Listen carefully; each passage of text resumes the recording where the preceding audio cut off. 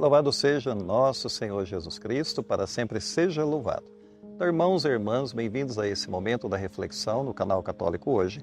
Hoje é dia 21 de janeiro, que é dia também de Santa Inês, e que nós estamos celebrando um tríduo aqui na nossa comunidade, a Santa Inês. E hoje essa missa ela ocorre, a missa de celebração dessa mártir do século III. A gente pode, no final dessa reflexão, dar uma pequena palavrinha sobre as virtudes de Santa Inês. E hoje o evangelho que vamos meditar é Marcos capítulo 2, versículos ao 23 ao 28.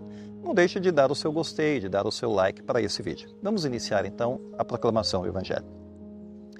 Proclamação do evangelho de nosso Senhor Jesus Cristo segundo Marcos. Glória a vós, Senhor. Jesus estava passando por uns campos de trigo em dia de sábado. Seus discípulos começaram a arrancar espigas enquanto caminhavam.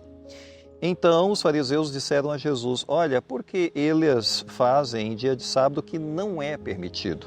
Jesus lhe disse: por acaso nunca lestes o que Davi e seus companheiros fizeram quando passaram necessidade e tiveram fome? Como ele entrou na casa de Deus no tempo de Abiatar, quando Abiatar era sumo sacerdote, comeu os pães oferecidos a Deus e os deu também aos seus companheiros? No entanto, só aos sacerdotes é permitido comer esses pães. E acrescentou: o sábado foi feito para o homem e não o homem para o sábado. Portanto, o Filho do homem é Senhor também do sábado. Palavra da salvação, glória a vós, Senhor. Bem, irmãos, nós temos esse diálogo entre Jesus e os fariseus, que na verdade parece ser mais um confronto, verdadeiramente dos fariseus com os discípulos de Jesus e o próprio Jesus, sobre a questão do sábado. O sábado era o dia sagrado para os judeus e para os fariseus. Então seria uma reflexão que a gente traz para a nossa vida sobre a natureza da lei, o propósito da lei que Deus nos dá e como a lei deve ser aplicada em nossa vida. E a gente percebe que, antes de tudo, existe uma prioridade do ser humano sobre a própria lei. Então a situação foi a seguinte: os discípulos estavam atravessando um campo, resolveram colher espigas para comer, era dia de sábado. E os fariseus interpretaram aquilo como um trabalho, e no sábado não pode trabalhar. Então eles acusam os discípulos de Jesus de violar o sábado sagrado dos judeus. Bem, essa acusação dos fariseus não encontra eco no coração de Cristo. No entanto, eles questionaram os discípulos de Jesus. Por que eles fazem? Porque eles fazem em dia de sábado o que não é permitido. Fecha aspas. É uma acusação legalista, é claro. Aqui está mais apegada à letra da lei do que ao próprio espírito da lei. Então é uma transgressão exterior, mas que não chega ao propósito da interioridade da lei, o propósito da lei em si. A resposta de Jesus veio de uma forma bastante categórica. Jesus citou o Antigo Testamento, quando Davi e seus homens tiveram fome, eles comeram os pães dos sacerdotes, que era permitido só os sacerdotes comerem lá no templo, porque eles estavam com fome. Então a necessidade humana está por cima da observância da lei. Então Jesus ele clareou essa ideia, porque os fariseus eles deixaram passar isso. Então a finalidade do sábado aparece aqui. Abre aspas, o sábado foi feito para o homem e não o homem para o sábado. Ou seja, o propósito do sábado é servir ao ser humano. Não é o ser humano que tem que servir ao legalismo da lei. Não é exatamente isso, é o contrário. Então, o sábado é um dia de descanso, é um dia para servir a Deus, para se colocar à disposição. E não pode ser um fardo. A gente não pode transformar o dia sagrado, o dia consagrado a Deus, num fardo pesado sobre nossas próprias vidas. Não é o objetivo de Deus fazer isso. Enfim, a nossa relação com as leis e com as normas, como é que a gente estabelece esse tipo de relacionamento? Será que a gente entende o que é a letra da lei e a gente consegue separar do espírito da lei? Enfim, a centralidade do ser humano, será que a gente consegue perceber que o ser humano está acima dos legalismos, das normativas, acima de tudo isso? Como é que a gente interpreta isso na nossa vida?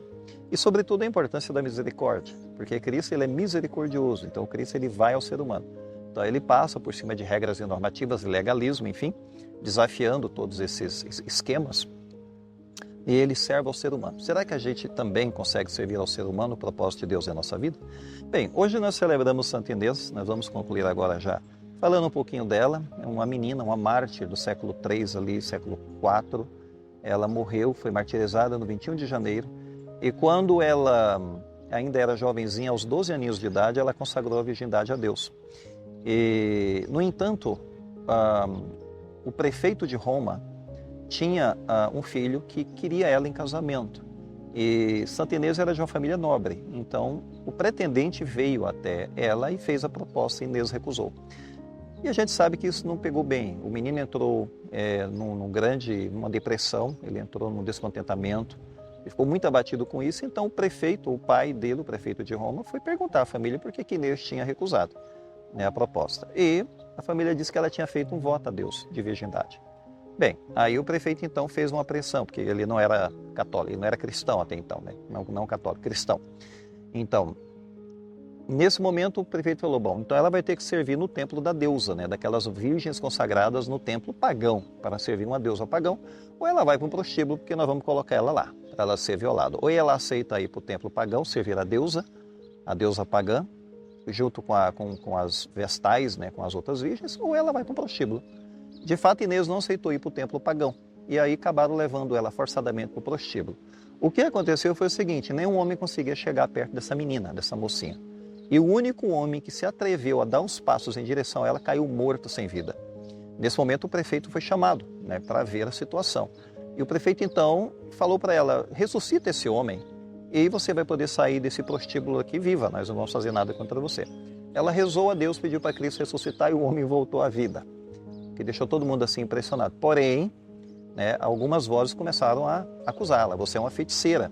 Você é uma feiticeira. Ou seja, as vozes se voltam contra ela. Pessoas se voltaram contra ela, não perceberam o milagre que foi feito pela oração dela, mas queriam ela morta mesmo. Então veja como que o martírio já estava meio desenhado, meio delineado. E Deus, na sua vontade, permite o martírio de uma menina de 12 anos, 13 anos. A gente sabe que ela foi entregue aos carrascos, né, e para ser morta. Veja como que nesse momento Deus dá uma grande serenidade a Santa Inês para ela enfrentar o martírio, que não é fácil, uma menina adolescente de 13 anos, veja a coragem. Vamos pedir a Deus na nossa vida que a gente tenha um pouco dessa coragem, porque os nossos tempos são difíceis, os nossos tempos têm desafiado a fé e a gente tem que ter coragem. Vamos pedir a intercessão de Santa Inês nesse dia, para que ela nos ilumine, nos dê sabedoria pela sua intercessão, né? Ela ore por nós, para que faça com que a igreja seja intrépida, seja corajosa, seja destemida, né? Não tenha medo desse mundo, não tenha medo dos homens desse mundo, mas se precisar dar a vida, dá a vida também. Enfim, a igreja é chamada para esse grande testemunho. Peçamos a intercessão dela em nossas vidas.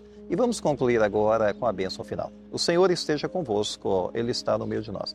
Abençoe-vos Deus Todo-Poderoso, o Pai, o Filho e o Espírito Santo. Amém.